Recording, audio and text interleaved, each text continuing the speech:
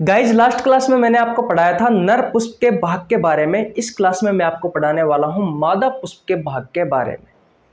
यहाँ से आपकी प्रतियोगी परीक्षाओं में बहुत सारे क्वेश्चन पूछे जाते हैं। जब मैंने आपको नर पुष्प के भाग पढ़ाए थे तो मैंने वहां पर आपको क्वेश्चन भी बताया था कि किस प्रकार के क्वेश्चन हमसे हमारी एग्जाम में पूछे जाते हैं, और ये इंपॉर्टेंट टॉपिक है आपके प्रतियोगी परीक्षाओं के लिए, इंपॉर्टेंट है, सिलेक्टेड है, और यहाँ से बहुत सारे क्वेश्चन पूछे जाते हैं। तो आइए मादा पुष्प से जितने भी क्वेश्चन पूछे जाते हैं वो सभी क्वेश्चन एक एक करके हम करते हैं भैया। सबसे पहले हेडिंग लगा लीजिए मादा पुष्प के भाग। मादा पुष्प के भाग, मादा पुष्प के भाग। आप सभी को पता है जो फ्लावर होता है, जो पुष्प होता है, वो पुष्प भैया पादपों का मुख्य जनन भाग है। वो पादपों का मुख्य जनन भाग है, पता है आपको। जनन में सहायक होते हैं भैया पुष्प। नर पुष्प की संरचना के बारे में हमने पढ़ लिया। नर पुष्प के जो भाग है वो हमने देख लिए भैया लास्ट क्लास में। नर पुष्प से कौन कौन से क्वेश्चन आपके एग्जाम में पूछे जाते हैं वो मैंने आपको बता दी। अब भैया बात करते हैं मादा पुष्प के भाग के बारे में। सबसे पहले बात करते हैं कि जो मादा पुष्प होता है उस मादा पुष्प को किस नाम से जाना जाता है। तो इसे भैया गाइनोसियम कहा जाता है। क्या कहा जाता है? गाइनोसियम कहा जाता है। इसे जायांग कहा जाता है। अगर आपसे क्वेश्चन पूछे कि मादा पुष्प का भाग कौन सा है तो जायांग है भैया।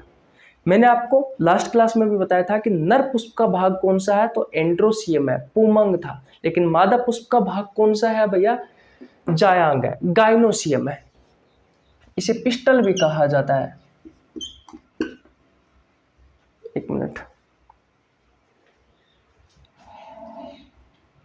इसे क्या कहा जाता है?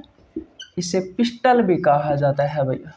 इसे स्त्री केसर भी कहा जाता है। इस बात का आपको ध्यान रखना है, ठीक है। तो आज के बाद में अगर आपसे कोई क्वेश्चन पूछे कि मादा पुष्प का भाग कौन सा है, मादा पुष्प का भाग है भैया गाइनोसियम, या फिर इसे जायांग कहा जाता है, इसे पिस्टल कहा जाता है, इसे हिंदी में स्त्री केसर भी कहा जाता है। इतनी बात क्लियर है। इसके मुख्य रूप से 4 भाग होते हैं भैया, और उन 4 भागों से हमारे एग्जाम में क्वेश्चन पूछे जाते हैं। चाहे आप railway, SSC, NDA, PCS, NEET, पटवार, पुलिस, यूपीएससी, किसी भी प्रतियोगी परीक्षाओं की तैयारी कर रहे हो, यहाँ से अक्सर आपके एग्जाम में क्वेश्चन पूछे जाते हैं। रेलवे में तो विशेषकर क्वेश्चन पूछे जाते हैं भैया इन भागों से। कुछ इस तरह की संरचना आपको दिखाई देती है भैया मादा पुष्प में। कुछ इस तरह की संरचना आपको दिखाई देती है भैया मादा पुष्प की। ये जो ऊपर वाला भाग है ये होता है स्टिग्मा। ये वाला भाग कौन सा है?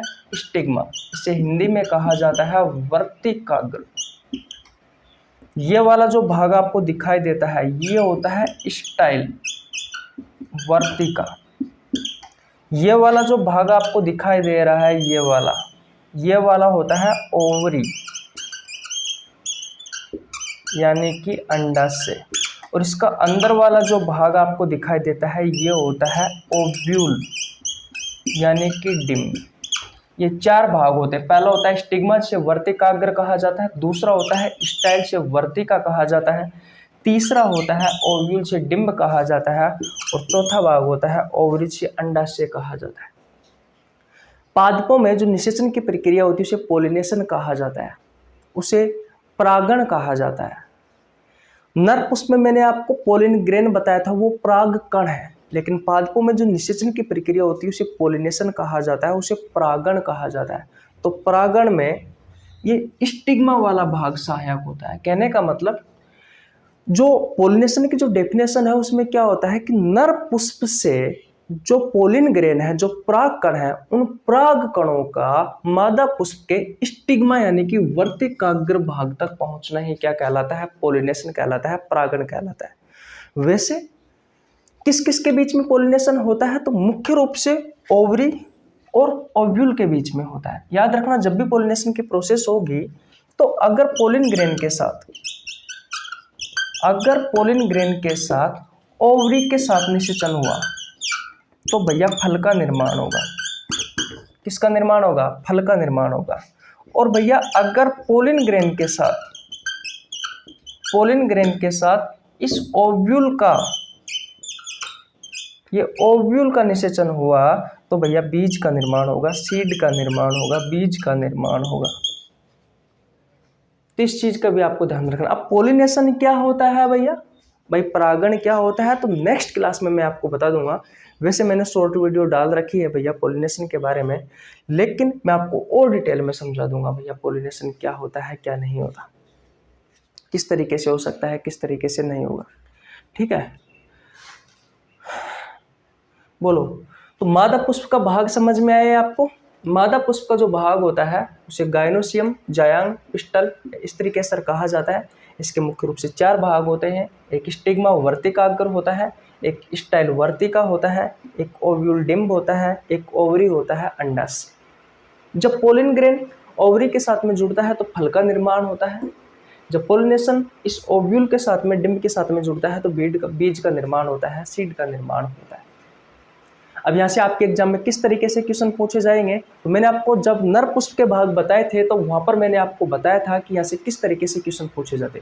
आपसे क्वेश्चन पूछा जाएगा निम्न में से कौन सा मादा पुष्प का भाग है। मैं इसे मिटाकर मैं आपको बता देता हूँ कि किस तरीके से यहाँ से क्वेश्चन पूछे जाते हैं। देखिए भैया, निम्न में से कौन सा मादा पुष्प का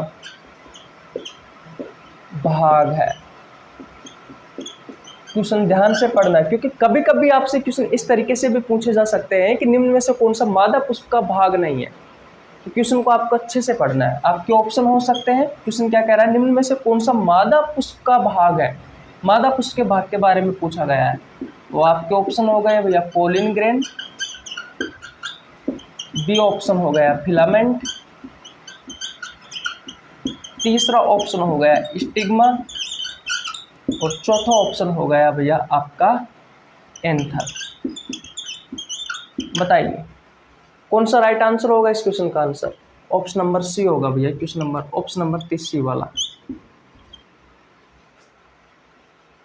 क्यों होगा, क्योंकि ये और ये नर पुष्प के भाग है, ये मादा पुष्प का भाग है। स्टिग्मा से वर्तिकाग्र कहा जाता है। मैंने आपसे क्वेश्चन में यही पूछा है कि निम्न में से कौन सा मादा पुष्प का भाग है। मादा पुष्प का भाग कौन सा है भैया, स्टिग्मा है।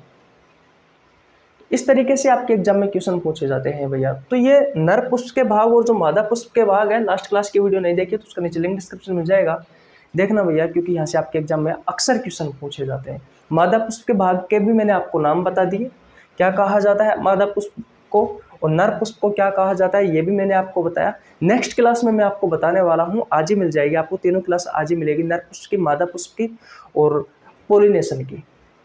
पोलिनेशन के मैं आपको प्रकार भी पढ़ाने वाला हूँ, जैसे आपके एग्जाम में क्वेश्चन पूछे जाते हैं भैया। ठीक है भाई, ओके। तो स्क्रीनशॉट ले लीजिए, चैनल पर नया तो चैनल को सब्सक्राइब कर लेना, बेल आइकन को प्रेस कर लेना, ताकि आपके पास हमारी वीडियो का नोटिफिकेशन टाइम टू टाइम पहुँच सके। गाइस तबीयत थोड़ी ख़राब है, जुकाम हुई थी, अभी भी आपको आवाज़ में परिवर्तन आ रहा होगा। तो जैसे ही 1-2 दिन में ठीक होता हूँ फिर आपको अच्छी वीडियो देखने को मिलेगी। और अब क्या रहे, क्या मौसम है, एक दिन भीग गया था बारिश में, तो उस वजह से थोड़ा सा ख़राब हो गया, जुकाम सी लग गई थी। चलो कोई ना, हो जाएगी सही, आपको रेगुलर क्लासें मिलती रहेगी। Bye bye.